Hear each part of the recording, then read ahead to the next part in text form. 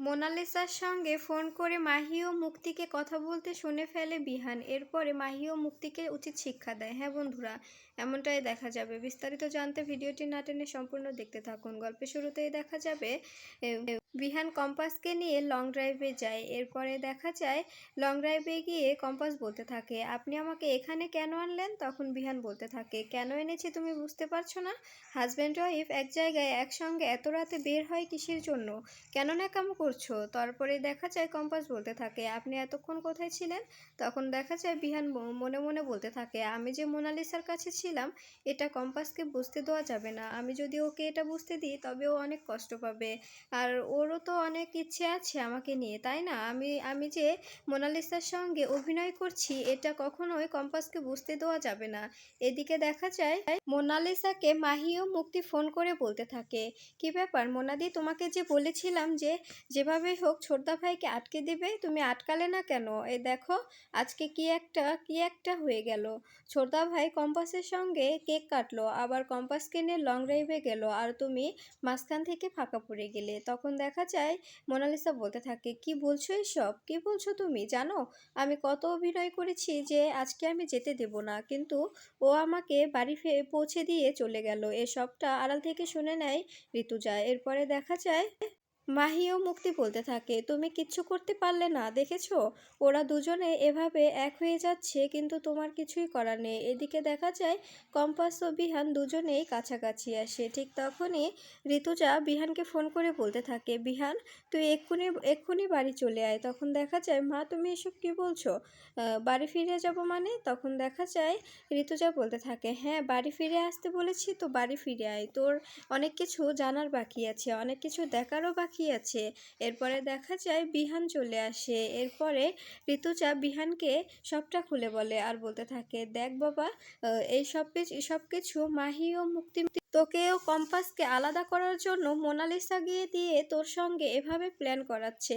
এই কথাটা শুনে রেগে যায় বিহান। এরপরে বিহান বলতে থাকে, আমি কোনোভাবেই ওদেরকে ছাড়বো না। তখন দেখা যায় কম্পাস বলতে থাকে, মা তুমিও ওনাকে কেন এইসব বলতে গেলে? দেখেছো উনি কতটা রেগে গেল, এবার যদি কোনো অঘটন ঘটিয়ে ফেলে। তখন দেখা যায় ঋতুজা বলতে থাকে, তুমি টেনশন করো না মা, আমার ছেলে অতটাও বদমেজাজি নয়। ও হয়তো একটু একটু বদমেজাজি আছে, কিন্তু অতটাও বদমেজাজি নয় যে কিছু একটা করে ফেলবে। ও ভেবেচিন্তেই কাজটা করবে। এরপরে দেখা যায় রুদ্র এসে কম্পাসকে বলতে থাকে, কি কম্পাস, তোমাদের সময়টা কেমন কাটলো? ভাইয়ের সঙ্গে কি তোমার বনিবনা হলো? ভাইয়ের সঙ্গে কি তোমার মনোমালিন্য দূর হলো? এই কথাটা শুনে ঋতুজা হাসতে থাকে আর বলতে থাকে, হ্যাঁ কম্পাস, তোরা কি সম্পর্কটা ঠিক করে নিলি? বিহান কি তোকে তোকে মেনে নিয়েছে? তখন দেখা যায় কম্পাস বলতে থাকে, এসব ব্যাপারে কোনো কথাই হয়নি মা। আমরা গিয়েছিলাম, উনি আমাকে গাড়িতে করে কোথাও একটা নিয়ে যাচ্ছিলেন, সেখানে নিয়ে যাওয়ার আগেই তুমি ফোন করলে বাড়িতে ফিরতে, এই জন্য আমরা সেখান থেকেই ফিরে এলাম।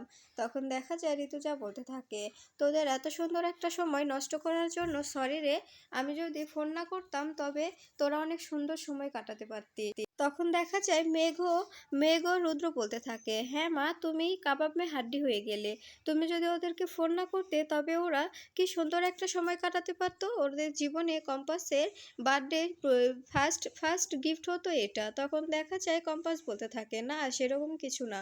এরপরে দেখা যায় কম্পাস ঋতুজাকে বলতে থাকে, মা এদিকে এদিকে সবটা ঠিক আছে তো? তখন দেখা যায় ঋতুজা বলতে থাকে, এসব সবার সামনে বলিস না মা, আমরা সবটা নিজেদের মধ্যে ডিসকাস করে সবটা ঠিক করে নেব। এদিকে দেখা যায় বিহান উপরে গিয়ে মাহি ও মুক্তিকে বলতে থাকে, তোমরা এসব কেন করলে? তখন দেখা যায় মাহি বলতে থাকে, তুমি মোনালিসাদের সঙ্গে কথা বলো, তখনই বুঝতে পারবে। এরপরে দেখা যায় বিহান মোনালিসার কাছে চলে যায়। এদিকে দেখা যায় ঘরে এসে ঋতুজা ও কম্পাস দুজনে একসঙ্গে কথা বলতে থাকে। আড়াল থেকে সবটা শোনার চেষ্টা করে মুক্তি বলতে থাকে, ওরা দুজনে কি প্ল্যান করছে নতুন করে, আমাকে জানতে হবে। কিন্তু মুক্তি কোনো কিছুই শুনতে পায় না। এরপরে দেখা যায় ঋতুজা কম্পাসকে বলতে থাকে, যেভাবেই হোক আমাদের এই জাল কেটে বেরোতেই হবে। আমরা যেভাবেই হোক এই জাল কেটে বেরোবই, এসবের প্রতিবাদ করব। যে এসবের পিছনে জড়িত আছে সবাইকে শিক্ষা দেব। সবাইকে বুঝিয়ে দেব যে কম্পাস চৌধুরী ও ঋতুজা চৌধুরী সাধারণ কেউ নয়, ওদের সঙ্গে টক্কর দিয়ে কিছুই হবে না। এরপরে দেখা যায় বিহান মোনালিসার সঙ্গে কথা বলতে থাকে। তখন মোনালিসা বলতে থাকে, আমি তোমাকে ভালোবেসেই সবটা করেছি বিহান, তুমি এভাবে আমাকে ভুল বুঝতে পারো না, তুমি এভাবে আমাকে ভুল বুঝতে পারো না। এদিকে দেখা যায় কম্পাস ও ঋতুজা কথা বলছে, সবটা শোনার চেষ্টা করে মুক্তি বলতে থাকে, কিচ্ছু শুনতে পাচ্ছি না কেন, ওরা কি বলছে আমাকে যেভাবেই জানতে হবে, আর সবটা যেভাবেই হোক অখিলেশ দাকে আমার জানাতেই হবে, আমাকে এ বিষয়ে সবটা খুঁটিয়ে দেখতে হবে, আর যেভাবেই হোক ওদেরকে এ বাড়ি থেকে বের করে ঋতুজার জায়গাটা আমাকে নিতেই হবে, যেভাবেই হোক আমাকে এই সব করতেই হবে, তা না হলে কোনোভাবে আমি অখিলেশকে পাবো না, অখিলেশকে নিজের করে পাবো না। আজকে আমি ঋতুজার অফিসের দায়িত্বটা নিয়ে নিয়েছি, কিন্তু বাড়িতে যে অখিলেশের দায়িত্বটা আমি এখনো পাইনি, সে দায়িত্বটা তো আমার চাই। এইদিকে দেখা যায় ঋতুজাকে কম্পাস বলতে থাকে, মা তুমি চিন্তা করো না, যেভাবেই হোক এ বিষয়টা আমাদের দুজনকে এই ব্যাপারটা সামলানো লাগবে, আর কাউকে জানানো যাবে না, আর যদি সবাইকে জানাই তবে অনেক বড় কেলেঙ্কারি হয়ে যাবে, কারণ প্রমাণ ছাড়া কেউ কাউকে বিশ্বাসই করবে না, আর আমার কাছে তো সেরকম প্রমাণও নেই মা, যে তাই বলছি এখন তুমি কাউকে কিচ্ছু বলো না। তখন দেখা যায় ঋতুজা বলতে থাকে, বিহানকে তো সবটা জানানো প্রয়োজন, তা না হলে তো বিহান মোনালিসার কাছে আবার চলে যাবে, বিহান মোনালিসাকেই ভালোবাসবে, তোকে ভুল বুঝবে।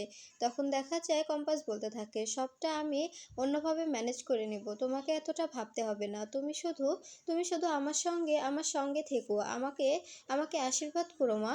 এরপরে দেখা যায় মোনালিসাকে বিহান বলতে থাকে, আচ্ছা মোনালিসা, তুমি মাহির সঙ্গে সারাক্ষণ কি কথা বলো গো? মোনালিসা, তোমাকে মাহি কেন ফোন করে? মাহি তোমাকে কি বলে ফোন করে? তখন দেখা যায় মোনালিসা বলতে থাকে, এমনি আমরা দুজনে অনেক ভালো ফ্রেন্ড, তো এই জন্য কথা বলি।